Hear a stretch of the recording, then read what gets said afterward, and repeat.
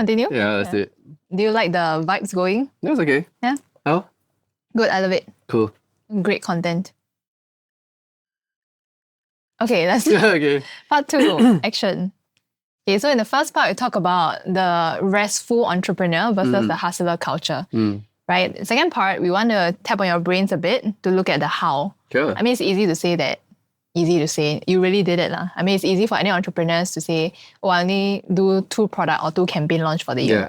Right? But how do we make it very effective? Because business you have to run, operations you have to run, overheads you have to pay for it, right? How to be successful and restful at the same time. Yeah. That's the golden question, right? Yes. Yeah. It's like, I think to go into this, like first, I think I keep... Yeah. So to go into this, I think first, what you said about opportunity cost, like I felt that resonated with me, right? Where I used to think of time, right, as like this. Oops. That's okay. Okay. So I used to think of time as like there's this treadmill. Actually, it's not a treadmill, but you know when you go to FairPrice, then you go and pay for your groceries, right? And so you put it on this thing and your thing slides forward. So I see time as this thing which keeps sliding forward, right? And you just have to keep paying for whatever you put on this conveyor belt. Oh, So it's just that's a good analogy. and if you have nothing there at the end of the conveyor belt, when it comes time to pay, you're going to pay for nothing. Oh, So you have to put something there. I see. Yeah, and that's just going to keep going. It never stops until the end of your life goes. And it's all gone, unfortunately. I mean, when you think about it, in terms of opportunity cost and what really matters, I think there was a blog called Wait But Why. Have you seen it? So it's crazy. Where if they break everything down, like the average human lives 28,000 days, and then every year is like 52 weeks only, right? And then if you really think about it, you think, oh, I have so much time left with my loved ones. But do you really? If you only meet them, say, a few times a year during special occasion, then how many weeks in a year is that? Is that 4 times? Then if, let's say, I think they have a good 10 to 20 years left with me, how many times is that? Is that like 2 to 4 times 10, 20 to 40 times? Am I really only going to spend 40 more hours or moments or events with this person and never again? And every time I miss one, that goes down. So that really So I think that inspires me to go, okay, how do you really zoom into a business and focus on what matters? And it's not about being lazy per se, but it's about saying, how do I find that one thing that if I put 100% of my effort here, will get amazing results while freeing up so much time for me to spend with my loved ones and to work on the things I care about or to just think, right? Like what I said, just have that time to think. The funniest thing that whenever I chat with different business owners and they want to ask for advice and I want to open up some of my notes or things I've spent time to draw and write, and they always look at me and they say, oh, you got a lot of time to think. And I'm thinking, if you don't, then how?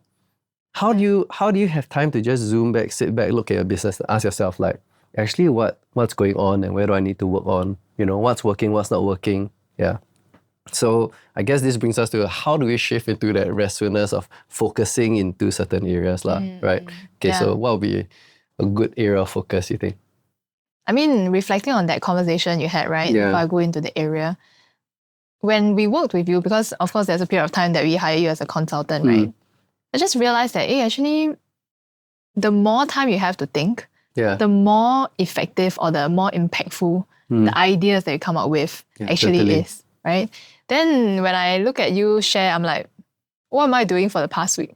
What was I thinking about? Then I realized I have been in that zone of being busy, kept busy, right? And it's not that busy is not effective, right? But it's only effective to a certain extent, right? And I think the real goal, right, is how do you, of course, as entrepreneurs ourselves, as business owners ourselves, how do we sit back and think about the things that matters? Yeah. Wow. I think that part is hard for people to understand though, because there's also, and I think this is perhaps a more Singaporean issue than the rest, is how to think. Because the fact is, you can say, it's true. Like, I need time to think, right? Yeah. But your 2 hours of thinking my 2 hours of thinking and your 2 hours of thinking Different results. have, yes, widely varied results, right? Yeah. And it's also because we are not exactly trained to think, Yeah. right? And of course, sure, we went through school, we learned a lot of things, but I kind of classify all of those knowledge in a lot of repetitive mode. Book cramming. Book cramming session. Yes, book Memorization. cramming, That's so good. Book understanding learning. perhaps certain cause effects and stuff like that, right? Yeah. But when it comes to actually thinking about an issue, like you say, what is priority? Yeah. Which areas do we Yeah. think about? The thing is, if you ask me, even a few years ago, I'll be like, I don't know, just think. Yeah. Like, do I just like look at myself and then I imagine myself and then I zoom out and I see things in 3D happening? Or do I break things down and go backwards? Do I think about an event, I AAR myself, or I have a framework or a model to think about? I don't know. And perhaps because of that as well, That's really good. the thinking time in that particular aspect is not something that is as valued or we don't see it as an opportunity cost. Yeah. So I resonate with you that we need frameworks to help think. So of course, frameworks and data points, right? Obviously, as a running business, you probably have some sort of P&L figures. Yeah. You probably have some sort of like marketing funnel going on. Yeah. You probably have your sales numbers as well. So from there, I guess is a good starting point. Yeah, I do think so. Like, I 100% agree that one of the hardest things to do is that suddenly, people kind of say, when I have this free time, I'm going to sit down and I'm going to think about the things that I always want to think about. Then suddenly the free time comes up, they're like, very overwhelming. You don't know where to start, don't know what to do. Netflix got a new show, right? So it kind of does this, right? And like, I think one of the hardest things about trying to begin thinking is the need to numb ourselves whenever overwhelm rises, right? So there are two responses, I feel, where overwhelm rises, then I go to a default mode to kind of calm myself down. So that could be, I doom scroll away, I go and binge watch something, right? But the other thing is that I realized that for so many years, people ask me like, what's on your mind? And then I always go like, there's like, the thoughts are going like this, but I don't know how to like this. The thoughts are going like, I don't know how to like this. And I didn't have the words for any of it. I didn't really know frameworks, mental models, principles. And I realized that it's not that complicated if you don't begin by overthinking anything, but you take that overwhelm and you allow yourself to dump it up. So that began for me in the form of like taking post-it notes, either physical or digital post-it notes, right? Yeah. And you just ask yourself like, what's on my mind? And you just write one thing per post-it and you just dump it all out. And suddenly you will literally feel this cognitive load. This load just lift off yourself, right? And suddenly before you, of course, there's a pile of post-it notes. And I used to freak out because it's like, what is the correct order? Are they in a particular category? And then what if this is more about like a small detail and this is more of a big detail? Right? And I realized it just doesn't matter because you dump it out and your brain kind of has a map of things. And so from there, after I dump it out, I realized there are groups. So when you start just grouping these thoughts together, you realize that, they self-sorted themselves very, very simply. And then I learned this thing from this guy called Justin Sung. So he's this expert on learning how to learn. So learning how to learn is pedagogy, right? And like, if you know how to learn something in a way that helps you to expand your mental models, then that's beautiful. So one thing he talks about is called blind mapping. Blind mapping. And imagine if you can take a subject you know nothing about, close to nothing about, but be able to form a mental model of it in like 5 minutes. Wow. Without being an expert. And so it goes something like that, right? You take this document or a book, whatever, you kind of flip through the contents page and you write out like 10 keywords. Just rough 10 keywords. You understand the broad definitions of them, and then you just start drawing relationships to each other. So you say like, this thing is about, let's say this is, I don't know anything about podcasts, but I wrote down 10 words. Here's like microphone, camera, table, notes, publish, right, all this. And I don't know what it is, but I could probably draw lines like, I need the microphone in the studio, the camera would be filming here, this will produce an audio which will edit this, and then I put it on a publishing platform. Which means I need some notes beforehand to begin, right? And suddenly you have a mental model. with this mental model, that's where we can start to say like what's working and what's not working. Just by like, let's not even talk about metrics, right? I take a pen or and I just circle the part which I think is messed up. Like this part always spoil, you know? and actually that usually has a metric. Yeah. Right? Like speed towards creation of notes, or how fast something is edited, or whether this thing when it got released actually got the reach or exposure that we needed. And just by identifying that, we have metrics, we understand bottlenecks, and we have so-called a model without needing to be an expert at any of these things. And that's what really helps me to think. Wow. Yeah. That is a good practice. I mean, through our interaction, we had a lot of We have a lot of that, Post-its. right? We've done so much of that together. Yeah. Yeah, now I have like multicolor Hours and post-its. hours. Yeah, but I thought what's beautiful in that example, right, was the fact that you don't need to know everything in order to create a framework or create a model. Exactly. Because a lot of times as business owners, I mean, we are pressurized as the head of the company, right, to know everything. Yeah. Or to seem like we are very well read. Got it all together. Yes, correct. Yeah. So the fact that, I mean, it's a very easy exercise that anybody can do Very it. easy. Even you can do it with your team members. Right? And then when everyone plots it out, right, then you can kind of combine ideas together and make meaning out of it. Yeah. And that becomes an amazing group activity. Yeah. Yeah. Do you remember we did this with your team that time, right? Where we were talking about like marketing flows, where when people see ads, then they land up on a registration page, right? We call it a landing page. And then from there, they flow to the next thing. And so it really began with, hey guys, there are these 10 keywords. How do you think they relate to each other? And just instinctively and intuitively, they could go, oh, ads will go to this landing page. This part should be here. And beautifully, suddenly we see everyone has their own perspective of it. And usually when it comes to mapping out a model, a lot of people will go like, but what if I get it wrong? Yes. Right? What if I get it wrong? I don't know how to do this kind of flow thing. Oh my gosh. And beautiful, right? If you realize you got it wrong, now you can update your model. Like that's it. You get better, right? The best part is having a yardstick or benchmark to work upon, right? Yeah. Yeah. And like you talk to, Bill Gates, right? So Bill Gates talks about how he reads like 6 books every week and how he retains all this information.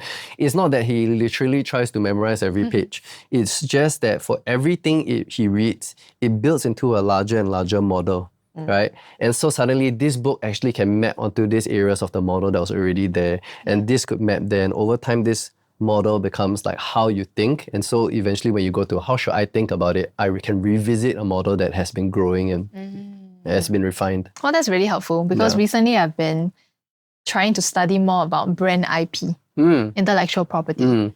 So I don't know where to start. Right. My first instant, let's go to Amazon Kindle and type this and then see what are the top selling books on that. Then at least I get some sort of mental frameworks and models. Right. Actually, what you said, I already have it. You have it. Yeah, I just need to map it out and then use others as references to enrich my model. Yes. And like what I love, right, is that I have this close friend, his name is Joshua, he's one of my card side of the team. And I used to say things like, oh, like this thing is going to happen in this way and therefore this thing will happen. And then and to me, right, I had this negative feeling about that thing, right? And then he'll look at me and he'll say, is that bad? And then I'll be like, is that bad? Yeah, not really, and that might not be a bad thing. And then encourage me, okay, sorry. And then encourage me to examine my assumptions. Which means that let's say I say I've been looking into brand IP. So that's what I say, right? I'm looking into brand IP. And if you take it and you break it down, like number one, what is brand? What is intellectual? What is property? And if I map out this blind map of what I believe brand IP to be, right, and I ask myself, where does the word intellectual and property belong? I might find other areas of my map which are there, but I haven't labeled yet. Which might expand my perspective about how I actually think about it. And that's where our own opinions begin to form. I see. Yeah. But let's talk about how it translates to business results, right? Sure. Because ultimately, that's what a lot of business owners will be concerned about. So let's say you have this mental model and you have this kind of understanding and perspective, right? How do you then lead to an output? Great. How do you think about it? So actually, the point about output is extremely, extremely important because like when it comes to measuring success, measuring outcomes, metrics kind of have two sides of it. There's the input metric and there's the output metric, right? Yes. And one of it is like, oh, how many books did I read? That's an input metric. But like, an output would be what are the outcomes of all those things to begin with. And so I just did a session that day with like a team of 20. And they're all trying to figure out like what are the growth levers of the company, what are the metrics, blah, blah, blah. And there was this whole thing where it began with like, what are the OKRs? So anyone in business, you've probably heard of OKRs, which are objectives and key results. The problem is that if you think about it, it goes like objective would be, here is what I want to accomplish. It is a subjective statement, right? An objective is a subjective statement, which is like, let's all achieve this together. And then the key results would be, how do I measurably know I've achieved this thing? Yeah. How can we all look at these key results and agree that we accomplished this goal together? Yeah. Right. And there's a problem with that approach. If it's only left there. The problem with that approach is that where in the world did someone pluck those key results from? The sky. How do you know that the objective is good? So maybe the objective is fine, but the key results, right, then determine the initiatives that everyone in the team then embarks go upon. on. It's insane. So the CEO came to me and was like, hey, let's go and work on this and let's go and figure it out. I already have the objectives and key results, but I want them to come up with certain ideas and things like that, right? Yeah. And I was thinking to myself, like, okay, how do we do that? Because I know that this CEO has such a strong intuitive sense of how to do this. It's very, very clear about what needs to be accomplished. And we went through it together and I said, okay, with my understanding of your growth model, because I work with a team, right? I do think that you actually have stumbled on the right objectives and key results. So that's a good thing. So thankfully. Step one. Yeah, check. so step one, does it reconcile with the larger model of the business? Okay, so it does. So now I went to the team, and this team actually of 20, they don't know the first thing about growth models, but we're supposed to in one day accomplish all these things, right?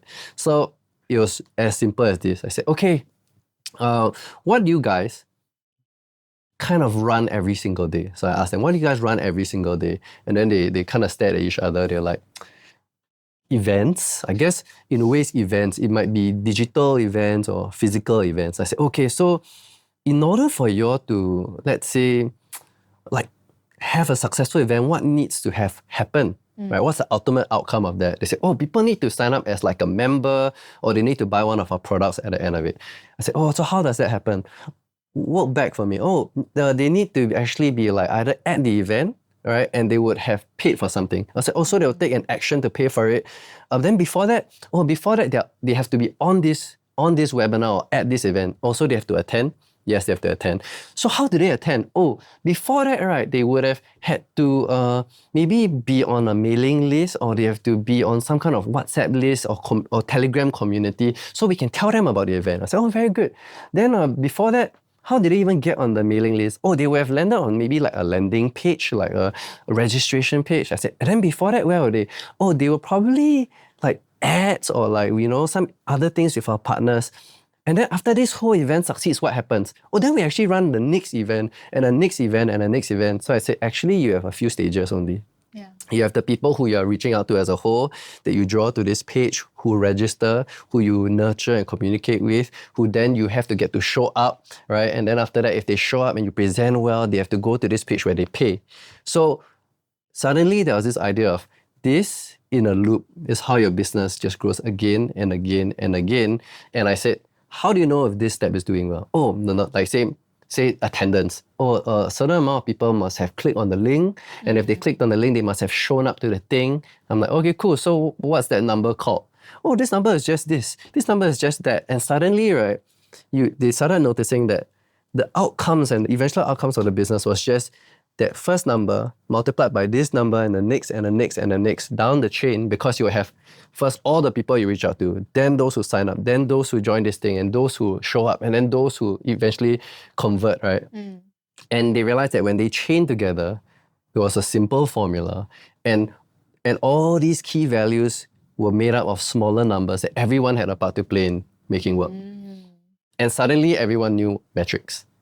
Right? It's not that they knew metrics beforehand or they knew about growth, right? But suddenly, just by them drawing it out very simply, literally took a flip chart, tore out the paper, drew out the boards, the stages, and asked them to draw it out and draw arrows. And I said, now circle where you think is missing and where are the opportunities, and write down what those opportunities are and what will you call those numbers. And they had beautiful metrics and they knew exactly what to do. So that's their growth model. Yeah. They weren't cognizant of. Yeah. they've been doing it for years and doing it great, but they were not clear about like what actually contributed in growth. And when I've done this with other companies, give you a really simple example, right?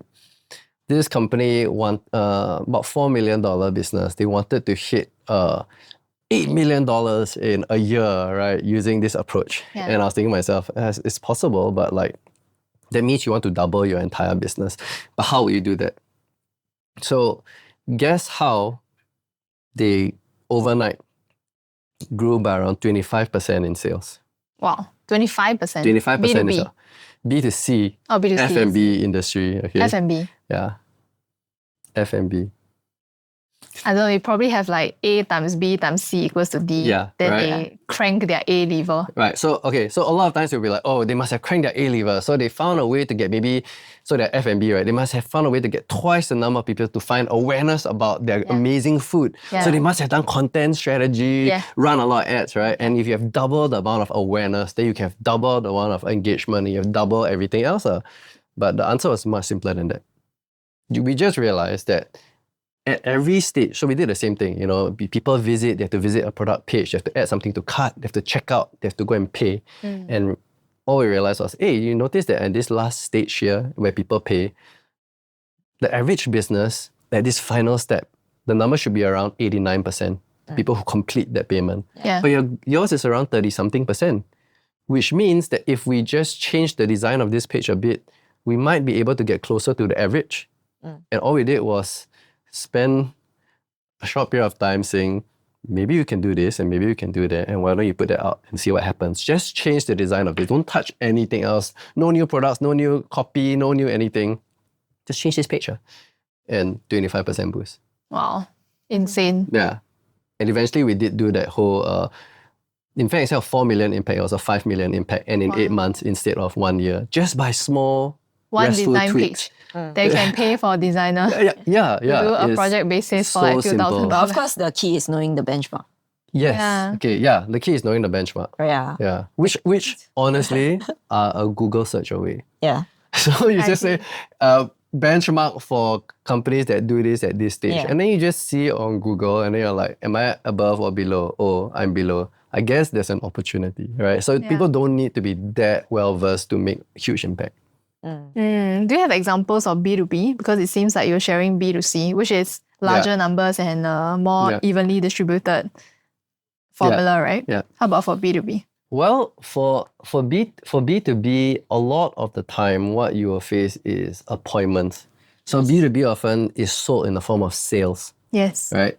So in the form of sales, then the question often becomes like, where do those people come from? Right? Are these people going to show up to my appointments? And so just by tweaking small things. So for example, let me think of a good example, like say for B2B. Okay, let's say, Okay, what? Our B2B funnel. Okay, so a B2B funnel here, right? Like a lot of the times people would probably say something like, spend all your time prospecting on LinkedIn.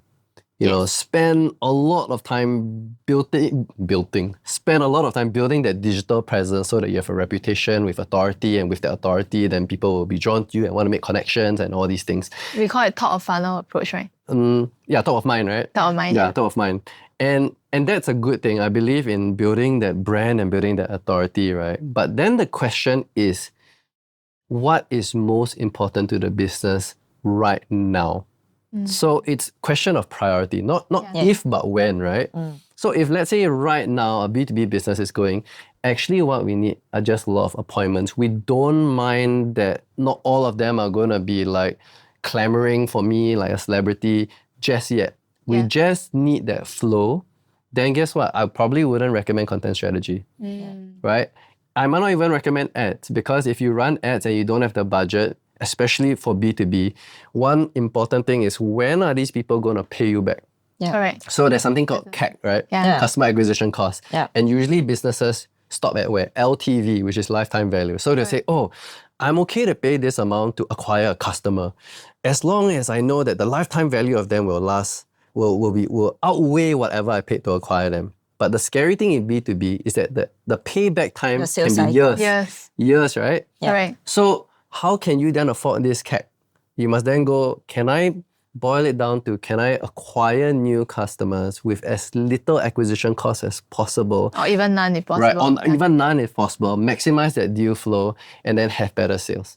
So by doing that, it's like, I might not be saying, oh, how then do I optimize the ads or this page or that? It's like, what then is the model of lead generation? And I might go to a free approach like email outreach, for example, which now can be automated in really smart ways. And if you do that and you add qualifiers, for example, right? Qualifiers to kind of determine, is this person a good fit? Will this person actually show up? Yeah. Then you wait for these people to show up. After these qualifiers, high chance they are highly qualified, and then you serve them. So a simple thing like that allows you to explore the nuances between B2B and B2C and realize I might approach it differently. Yeah. So it's also about having the knowledge to know what are your options out there. Yeah. Because sometimes when they have existing machinery, right? Maybe business owners will think, oh, I already have an existing machinery. Why do I need to like create a business new one? system? Correct. Yeah. Or, 100%. have alternative solutions. 100%. Even for B2C, in fact, like if you look at the trends of B2C now, right? While B2B, I say, oh, go to LinkedIn. B2C is like, oh, go jump to influencer marketing. Like, you better make sure that you get all your UGC out and all that. But I helped, say, their brand F&B site, right, make that kind of impact with 5 million in 8 months. There was no touching of ads. There was no new content. Yeah. There was no new product innovation. It was just, in that case, going, what's your highest priority right now? And where do you want to allocate your resources, your time, your energy to? Do you even have the people who can do, say, a content strategy if you wanted? If you don't, can we minimize waste? So it's something I call like mining the iceberg. Okay? Mining the iceberg. The iceberg. So if you look at just a few years ago, the global e-commerce, the size of the e-commerce market, do you know roughly how big? No, I don't, 1B. don't remember What? the 1B. number. E-commerce, global, whole market. Oh, I don't know, 2B, 3B? 1T. 1T. 1T. Okay. But here's the crazy part. If you count the size of the e-commerce market under the iceberg, so this is sticking out, right? Sticking out. What converted? And this is what didn't. This is what remained in shopping carts. Correct. 2T. Wow. Insane. And that's not even counting the drop-off at all the stages before. We're just talking about what's... At the vending carts. And most people are focusing on, oh, let me grow the tip of the iceberg. Yeah. But like, hey, you have a gigantic iceberg here that you are not mining. Mine your iceberg because you have already paid for it. They are already waiting there for you. Get what's already yours. Wow. Yeah. And suddenly they can do things with less effort and less money and less trendy strategies. Yeah. It's really knowing where to look. Yeah, It's the actual exactly. But thing, you won't right? know if you didn't do that growth model. You won't know if you didn't understand the core growth levers and the smaller things beneath the end. Like you don't know what's red and what's orange and what's green. And if you do, you just, hey, actually it's just this.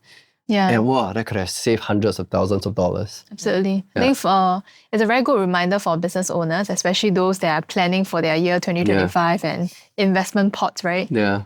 Really to create their own mental models and to understand what's their growth engine. Yeah. And I think the challenge here is the simplest, cheapest way possible to crank that revenue. Yeah. Totally. Yeah. It's really assets that businesses already have, but don't remember or are totally unaware of. Yeah. Right. Yeah. Yeah, I mean, for you work with businesses to create additional revenue streams and additional pipelines for them, right? What's your experience? Yeah. I mean, the first thing that I usually ask the business owners is, do you have a list? Yeah, see? Right. Yeah, I love it. Right. And because everyone, or I would say that the general sphere has always been like, do paid ads, do influencer marketing. So Very investment heavy. yeah. Yes. And the thing is, a lot of times, it definitely, if you're going that route, it's going to be a pay-to-play scenario. Yeah. So unless you have that kind of budget, then why not look at what you have on hand? Yeah. Right? And usually the list is the first thing that I will realize that they have barely touched. 100%. Yeah. Yeah, I remember there was one campaign that we did. So we asked the client, because the client was kind of like cash flow tight, right? Yes. In quite a bad situation. And I was okay, have you tried sending emails to your list to ask them to buy again? Oh, never try. So what I did was we just create an email, send it out, and then within that 2-3 emails, managed to generate a 5-figure. Just like that. Yeah. With the existing list. Yeah. I mean, so crazy. Even with a client that we worked on together, so we worked on a client that did hundreds and millions in sales, right? And how did they go from below that, like half of that, to 100 over million in all these things? It was actually during that time, we realized that there was a problem with ads where they couldn't even spend what they wanted to budget for it. Yeah. Correct? And if they couldn't even spend what they wanted to budget for it, then you cannot even scale past a certain point because the ad platform just won't take your money because no one's clicking on your ad. Yeah. So if no one is clicking on your ad, then what is the answer? Is it to just double down on your ads? It's not lah, right? And create more videos. Oh, yes. go and repeat the message that wasn't working when you paid for it and hope that it works. And during that time, it was more of a question of, hey, why do you think it's not happening? You know, maybe it's that you're saying the same thing as every other person in this crazy red ocean. And you're not saying anything that is fresh, that is new, that is insightful, that creates a new perspective in people, right? And you remember what we did? We stopped ads for a period of time. Yeah, that did. And then after that, we went to email. That's right. So that was the best part because when you think about, say, mining the iceberg, or you think about email list, right? You're really talking about levers, and levers means that something here has leverage, right? It's the opposite of burnout, right? If burnout is I put in 5x effort, I get back 1x. This is I put in 1x effort, I get back 5x. And to me, the word that leverage is summed up in, right? Leverage is the word already. Who is already in your cards that you're not? What is the list you already have? And it's just like that, right? Yeah. We've definitely done consult sessions for businesses, also e-com based, and realized just simply 2 questions. Do you have abandoned cart emails? So basic. No, but 100% right. Yeah. Is there a follow-up after your purchase to ask them to buy again? That's all. I was chatting with a client, right? And basically they're like, oh, do you know anyone who's really good in social? And I'm like, okay, why do you want, why social? Let's start there. Obviously social. Right? I'm like, really? Why? What do you want to accomplish actually? Oh, actually we want people to come down to our stores because usually there's only a PR event, and then after the PR event ends, right? Then we realize that we need more people to come more regularly. So we need social. And I'm like, okay, do you have a list? Right, so I asked the same question. He said, yes, we have a list. How many people? Thousands of people. How long have you been around for? 10 years. I'm like, great. Wow. When's the last time you emailed them? Never. Wow. So it was very simple. Go take the list, clean the list, mail the list, and suddenly like one of their stores, they have retail stores as well. The retail store was in the red, right? They emailed. And then suddenly it started like taking sales from other stores because suddenly their customers were like, oh, I didn't know you had this store. So simple things like that, can transform a business before people say, oh, maybe we should do bus ads and billboard ads and all these ads to tell people about this. It's like, hey, choto, like just mail the people you have. What do you already have? Correct. Yeah. And nowadays, I think not just even email, WhatsApp. That's the same thing, right? So even some of my clients as well. Literally, my question is, have you actually WhatsApp your client about your new campaign that you're running? Because it doesn't seem like your clients know. It's just that they don't know. I give you another example of that. I find so profound that's been repeating across different people I chat with, right? And it's like they'll come and say, oh, can you help us to tell our story? Can you help us to figure out how to do this and do that? And so I take a look at their stuff and I'm like, you have an incredible story. You have a powerful point of view. There's only one problem. It's all the way at the back after people convert. Right? And it's like this idea of like a back-weighted, all the way behind point of view, right? Prevents people from anyone from actually finding about all the good stuff that you do. And so they always wait until people convert. Then they say, now let me serve you and show you value. I will over-deliver. I will value add to you. And it's like, but you can't wait until they convert. You kind of have to let people know upfront all the thought, all the care, all the innovation that you put into what you created. Yeah.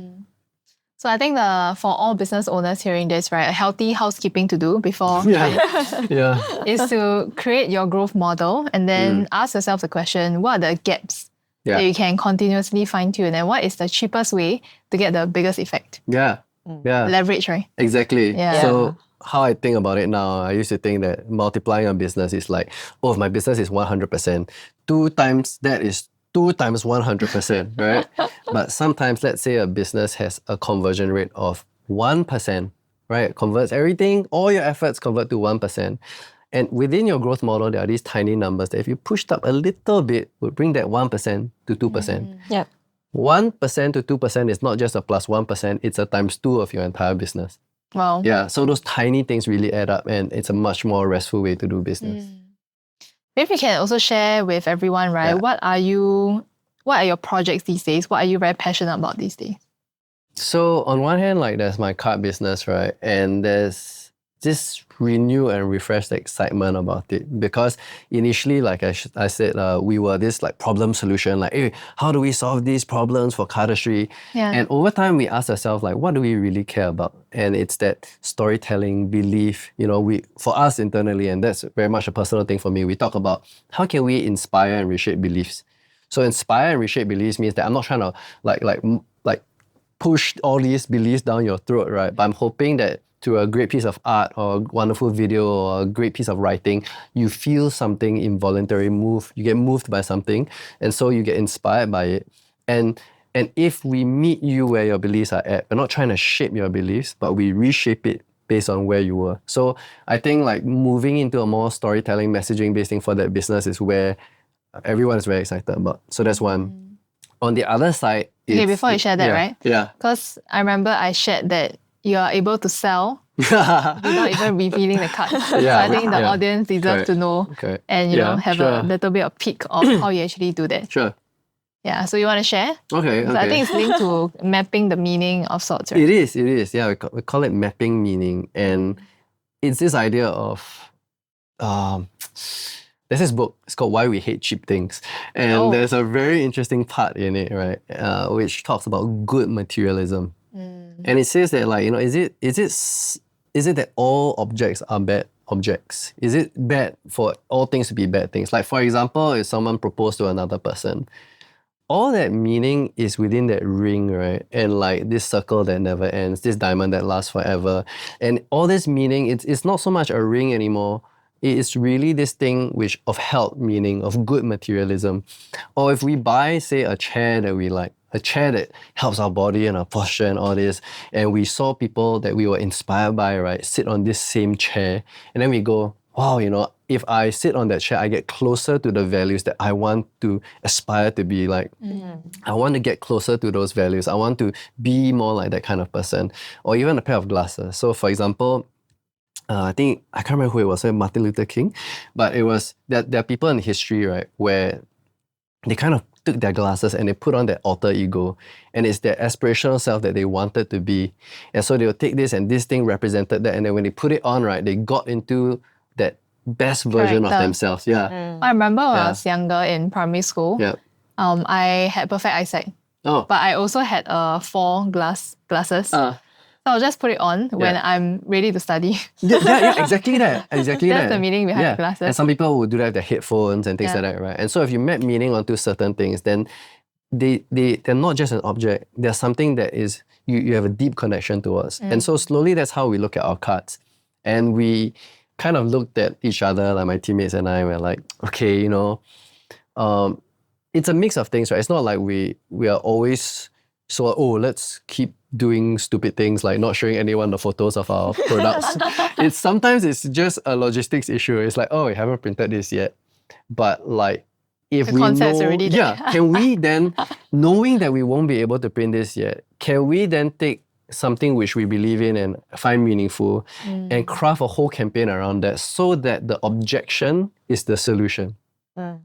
So for example, right, it was during COVID where we were like, we haven't done what we call an invisible launch for a while, and we love the idea of invisible launch, and we knew that we wouldn't be able to print a product in time as well. So we said, what a great opportunity. How do we take this idea of invisibility and turn it into something of meaning?